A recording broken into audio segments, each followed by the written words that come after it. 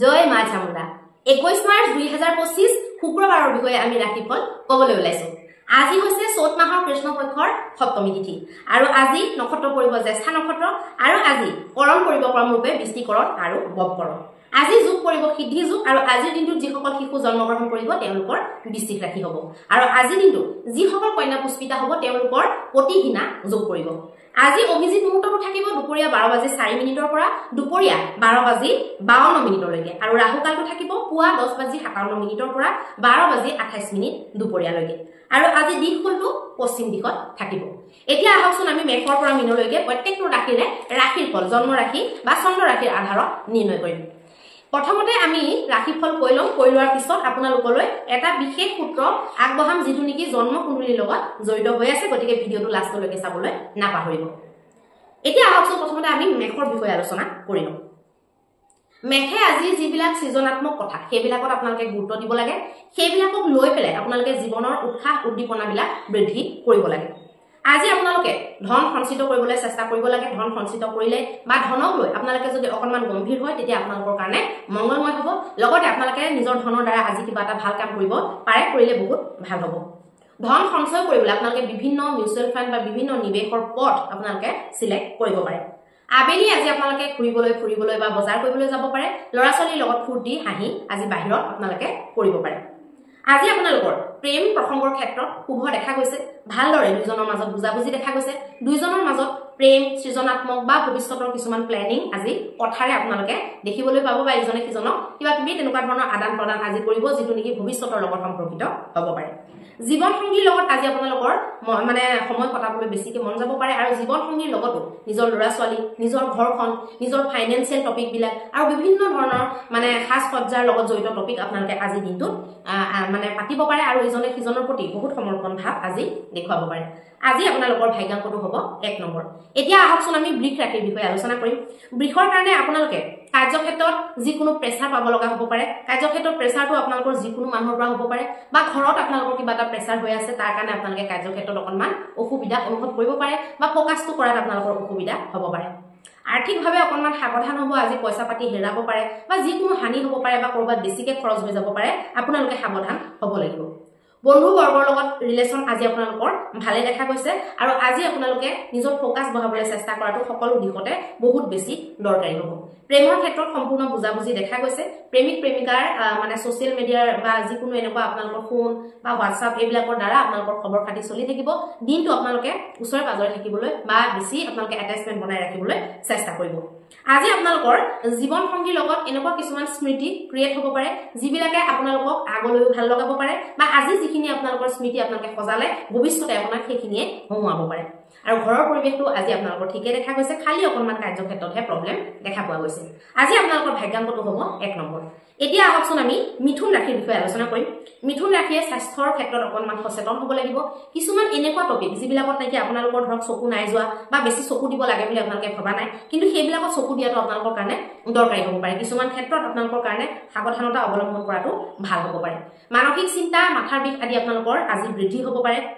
যিকোনো আপোনালোকে যদি আগতে কিবা কাম কৰি থৈছিলে তাৰ পৰা যদি কিবা আপোনালোকে প্ৰফিটৰ একাংশ পাব লগা আছে হয়তো আপোনালোকে পাব পাৰে বা পাব বুলি আপোনালোকৰ কিবা তেনেকুৱা মেছেজ বা ইংগিত আহিব পাৰে আজি আপোনালোকে বিভিন্ন পৰিয়ালৰ সদস্যৰ পৰা বিভিন্ন বন্ধুৰ পৰা সহযোগ প্ৰাপ্তি অৱশ্যে কৰিব পাৰিব কিন্তু প্ৰেমিক প্ৰেমিকাৰ ক্ষেত্ৰতহে আজি সহযোগ বিচ্ছিন্ন হ'ব পাৰে আজি আপোনালোকক জীৱন সংগীয়ে মিছা কথা ক'ব পাৰে আৰু জীৱন সংগীৰ লগত আজি কিবা পুৰণা কথাক লৈ বা আপুনি এজনে মিছা কথা ক'লে সেইটোক লৈ আজি বিবাদ উৎপন্ন হ'ব পাৰে নমতি পৰ্যন্ত হ'ব পাৰে আজি আপোনালোকৰ ভাগ্যাংকটো হ'ব 8 নম্বৰ এতিয়া আহকচোন আমি কৰ্কট ৰাশিৰ বিষয়ে আলোচনা কৰিম কৰ্কট ৰাশিৰ কাৰণে আজি আপোনালোকৰ এনাৰ্জি লেভেলটো দুগুণে চৰিব আৰু এনাৰ্জি লেভেলটো আপোনালোকে ভাল কামত খটুৱাবলৈ চেষ্টা কৰিলে ভাল হ'ব যিবিলাক কামে আপোনালোকৰ জীৱনত কিবা এটা ভেলু দিয়ে সেইবিলাক কামত আপোনালোকে সম্পূৰ্ণ এনাৰ্জিটো লগালে বা যিবিলাকৰ পৰা আপোনালোকৰ লাভ হয় ধন লাভ হয় সেইবিলাকত এনাৰ্জিটো লগালে আপোনালোকৰ ভাল হ'ব ধনৰ সমস্যা আপোনালোকৰ মেহনতৰ দ্বাৰা সমাধান হোৱা যেন দেখা গৈছে আৰু ধন লাভৰ যোগ দেখা গৈছে কাৰ্যক্ষেত্ৰত আপোনালোকে কিছুমান এনেকুৱা বদনামৰ পৰা বাচিব লাগিব যিবিলাক নেকি ধৰক আপুনি বাঞ্ছা কৰা নাই বা আপুনি ভবা নাই আপুনি চিন্তা কৰা নাই এনেকুৱা হ'ব বুলি ইমেজিন কৰা নাই তেনেকুৱা বস্তুবিলাকৰ পৰা বাচিব লাগিব যিকোনো মানে ঝেমেলীয়া টপিকৰ পৰা আপোনালোকে দূৰত্ব নিজে বনাব লাগিব সময় আপোনালোকে অপব্যয় আজি নকৰিব সময় আৰু ধন দুইটাই আমি সুৰক্ষিত কৰাটো বহুত দৰকাৰ কাৰণ দুইটাই আমাৰ জীৱনত বহুত বেছি মহত্ব ৰাখে আজি আপোনালোকৰ বৈবাহিক জীৱনত কিছুমান ক্লেশ পুৰণা দিনৰ আহিব পাৰে বা তৃতীয় কোনোবা সদস্যৰ কাৰণে বা তৃতীয় যিকোনো ব্যক্তিৰ কাৰণে আপোনালোকৰ বৈবাহিক জীৱনত কটুতা আজি আহিব পাৰে আজি আপোনালোকৰ ভাগ্যাংকটো হ'ব 2 নম্বৰ এতিয়া আহকচোন আমি সিংহ ৰাশিৰ বিষয়ে আলোচনা কৰিম সিংহ ৰাশিৰ কাৰণে পাৰ্টি কৰা যিকোনো সমাৰোহত ভাগ লোৱা ফুটি তামাচা কৰা বা যিকোনো সুখৰ মুহূৰ্ত অতিবাহিত কৰাৰ কাৰণে আজি ভাল দিন বন্ধু বৰ্গৰ লগত আপোনালোকে আড্ডা মাৰি বহুত ধৰণৰ হাঁহি খিকিন্দালি কৰিব পাৰে আৰু লগতে আপোনালোকে নিজৰ পজিটিভ মাইণ্ডৰ দ্বাৰা কিছুমান সমস্যাৰ আপোনালোকে সমাধান উলিয়াবলৈ একেলগে গ্ৰুপত আপোনালোকে চেষ্টা কৰিব পাৰে বা অকলেও আপোনালোকে এনালাইসিস কৰিব পাৰে ধৰ্ম আধ্যাত্ম পূজা পাঠ কৰ্মকাণ্ড হোম যজ্ঞ এনেকুৱা ধৰণৰ কামবিলাকত আপোনালোকে যদি মন লগায় আপোনালোকৰ কাৰণে ভাল হ'ব বা ঘৰত আপোনালোকৰ তেনেকুৱা ধৰণৰ আয়োজনবিলাক যদি কৰে তেতিয়াহ'লে আপোনালোকৰ কাৰণে ভাল হ'ব আজি আপোনালোকে মানসিক শান্তিৰ বাবে যিকোনো আধ্যাত্মৰ লগত জড়িত কামত আপোনালোকে লিপ্ত হোৱাটো ভাল হ'ব আৰু মানসিক শান্তিটো এতিয়া আপোনালোকৰ লাহে লাহে মানসিক অশান্তিটো এনেও বাঢ়িব কাৰণ আপোনালোকৰ ধাইয়া লাগিব ধাইয়া লগাৰ লগে লগে আপোনালোকৰ মানসিক অশান্তি বৃদ্ধি হ'ব গতিকে যোগ প্ৰাণায়াম যিকোনো এনেকুৱা ধৰণৰ বস্তুৰ লগত আপোনালোকে জড়িত হোৱাটো আপোনালোকৰ কাৰণে খুব ভাল হ'ব আপোনালোকে যদি কিবা গোপনীয় কথা আগৰ আপোনালোকৰ ক'ব লগা আছে এতিয়া এইখিনি হয়তো আপোনালোকৰ কাৰণে কোৱাৰ কাৰণে সঠিক সময় নহ'ব পাৰে সেইটো আপোনালোকে বিচাৰ বিমৰ্শ কৰিব সেইটো লাগিলে আপোনালোকে কাৰ্যক্ষেত্ৰত হওক সেইটো লাগিলে আপোনালোকৰ ঘৰুৱা পৰিৱেশত হওক ঘপকে কৈ দিলে আপোনালোকৰ কাৰণে বিপদ আহিব পাৰে গতিকে সাৱধান হ'ব প্ৰেমৰ ক্ষেত্ৰতো আজি আপোনালোকৰ অকণমান ভুল বুজাবুজি হ'ব পাৰে বা আপুনি ঠিকে কৈছিলে কিন্তু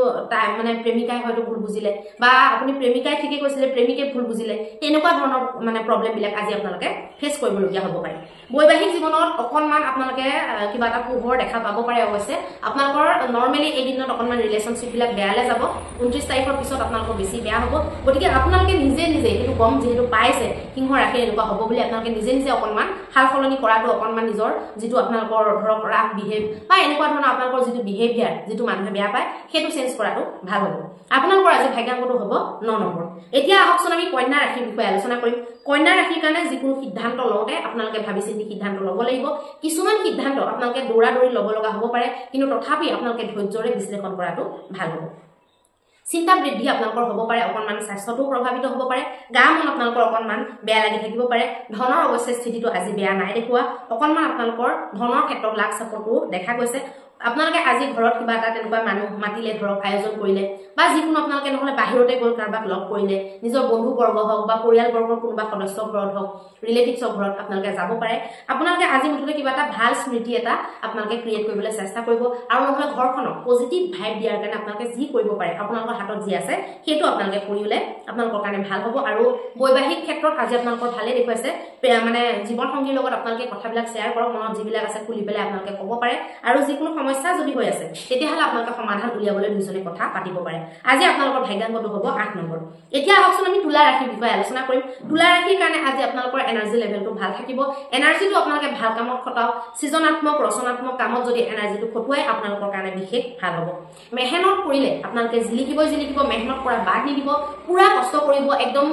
মন প্ৰাণ ঢালি কষ্ট কৰিব কিবা ফল হওক নহওক আপোনালোকে কষ্ট কৰি যাব আপোনালোকে ফল দেখিবলৈ পাব নিজৰ কামবিলাকত অকণমান কৌশল বা অকণমান নতুন টেকনলজি আপোনালোকে ইউজ কৰি চাব পাৰে যদি বহুত আউপুৰণি হৈ গৈছে তেতিয়াহ'লে অকণমান নতুনত্ব আনিম বুলিলে আনিব পাৰে আজি আপোনালোকৰ অধিক যদি ব্যয় হয় তেতিয়াহ'লে সমস্যা হ'ব পাৰে গতিকে লিষ্ট বনাই পেলাই বজাৰলৈ ওলাই যাওক বাজেট আপোনালোকৰ গড়বড় হৈ যাব পাৰে আজি আপোনালোকৰ বৈবাহিক ক্ষেত্ৰত অকণমান টুটু মেমে হ'ব পাৰে কাৰণ কিছুমান এনেকুৱা কথা থাকে যিবিলাক নেকি ধৰক যোৱা দিনকেইটাত হৈ গ'ল কিন্তু ভালকৈ পাতা নহ'ল কোৱা নহ'ল সেইটোকে মনত লৈ পেলাই কোনোবাই বহি থাকিব পাৰে সেইটোকে মনত লৈ পেলাই অসন্তুষ্টি প্ৰকট কৰি থাকিব পাৰে গতিকে সেইবিলাক ক্ষেত্ৰত নিজে অকণমান সৰু হৈ পেলাই আপোনালোকে বস্তুটো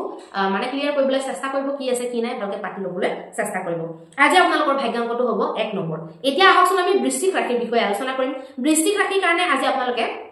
যিকোনো সৃজনাত্মক ভাৱধাৰা বা যিকোনো এনেকুৱা শুভ বিচাৰধাৰাৰ দ্বাৰা আপোনালোকে নিজৰ সমস্যাবিলাকৰ সমাধান উলিয়াবলৈ আজি চেষ্টা কৰিব লাগে নিজৰ বুদ্ধিৰ প্ৰয়োগ তীব্ৰ ৰূপে আপোনালোকে খটুৱাই পেলাই নিজৰ সমস্যাৰ পৰা আপোনালোকে ওলাব পাৰিব পাৰে আজি আপোনালোকে কূটনীতিৰ প্ৰয়োগ কৰিলে বা আপোনালোকে যদি বিশেষকৈ ৰাজনীতিৰ ক্ষেত্ৰত আছে আপোনালোকে যদি কূটনীতিৰ ইউজ কৰে বা আপোনালোকে যদি চতুৰালি খটুৱাই তেতিয়াহ'লে আপোনালোকে প্ৰফিট পাব পাৰে আজি আপোনালোকে কৰবাত ফুৰিবলৈ যাব পাৰে নিজকে ৰিলেক্স কৰিবলৈ চেষ্টা কৰিব পাৰে প্ৰকৃতিৰ বুকুত খোজ দিবলৈ আজি আপোনালোকৰ মন যাব পাৰে প্ৰেমক লৈ আপোনালোকে উৎসাহিত হৈ থাকিব পাৰে আনন্দিত অনুভৱ কৰিব পাৰে নিজকে প্ৰেমিকা দূৰত থাকিলেও বা প্ৰেমিক দূৰত থাকিলেও আজি আপোনালোকে ওচৰতে যেন আছে তেনেকুৱা ধৰণৰ অনুভৱ কৰিব পাৰে বিবাহৰ পাছত আপোনালোকৰ জীৱনটো কেনেকুৱা হৈছে গ্ৰোথ হৈছে নে নাই ভাগ্য উদয় হৈছে নে নাই বিবাহৰ পিছত আপোনালোকৰ কেনেকুৱা কি আহিছে জীৱনলৈ বা আপোনালোকৰ কেনেকুৱা লাগিছে ডেইলি আপোনালোকৰ ফিলিংছটো কেনেকুৱা এই বস্তুবিলাক আপোনালোকে এনালাইসিস কৰিব পাৰে বা দুইজনে আপোনালোকে আলোচনা কৰিব পাৰে আজি আপোনালোকৰ ভাগ্যাংকটো হ'ব হ'ব 3 নম্বৰ এতিয়া আহকচোন আমি ধনু ৰাশিৰ বিষয়ে আলোচনা কৰিম ধনু ৰাশিৰ কাৰণে আপোনালোকে আজি কিছুমান ইচ্ছা এনেকুৱা থাকিব যিবিলাক আপোনালোকে হয়তো খুলি ক'ব নোৱাৰিব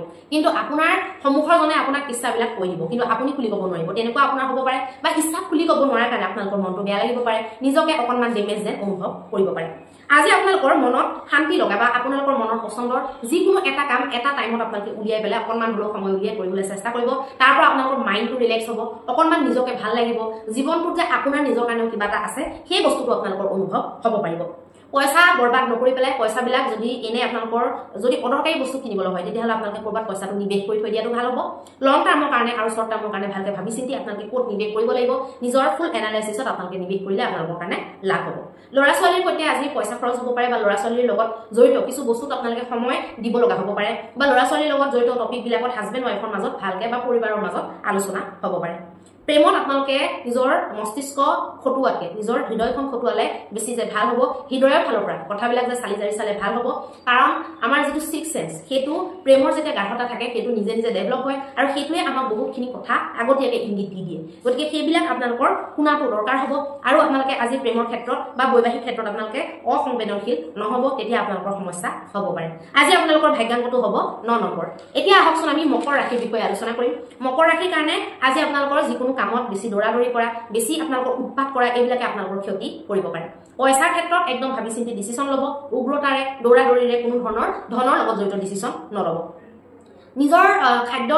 খাদ্যৰ ওপৰত আপোনালোকে নজৰ দিব বেছিকৈ জ্বলা পুৰা ফ্ৰাই কৰা বেছিকৈ তেল দিয়া বা ঠাণ্ডা বস্তু এতিয়াই আপোনালোকে ঠাণ্ডা বস্তু খোৱা আৰম্ভ নকৰিব সেইটোৱে আপোনালোকৰ ইমিউন চিষ্টেমটো দুৰ্বল কৰিব পাৰে আজি আপোনালোকৰ ঘৰত কিছুমান সৰু সৰু কথাৰ কাৰণে বা ফাইনেন্সিয়েল টপিকৰ কাৰণে অকণমান ইফাল সিফাল দুটা এটা কথা মানে অকণমান লগালগি নিচিনা হ'ব পাৰে অকণমান ক্লেক টাইপৰ পৰিস্থিতি উৎপন্ন হ'ব পাৰে সদস্যবিলাকৰ মাজত আৰু ঘৰৰ সদস্যবিলাকে বিভিন্ন বস্তুৰ আপোনালোকৰ আগত ডিমাণ্ড ৰাখিব পাৰে যে এইটো নাই সেইটো নাই এইটো কৰিব লাগে তেনেকুৱা ধৰণৰ সম্ভাৱনা দেখা গৈছে আপোনালোকে যদি অকলে বা পৰিবাৰৰ লগত যদি যাত্ৰা কৰে তেতিয়াহ'লে যাত্ৰাৰ পৰা আপোনালোকে লাভ পাব আৰু কাৰ্যক্ষেত্ৰত যদি আপোনালোকে যাত্ৰা কৰে তেতিয়াহ'লে আপোনালোকৰ সেই যাত্ৰাৰ পৰা ধন লাভ হ'ব পাৰে আজি আপোনালোকৰ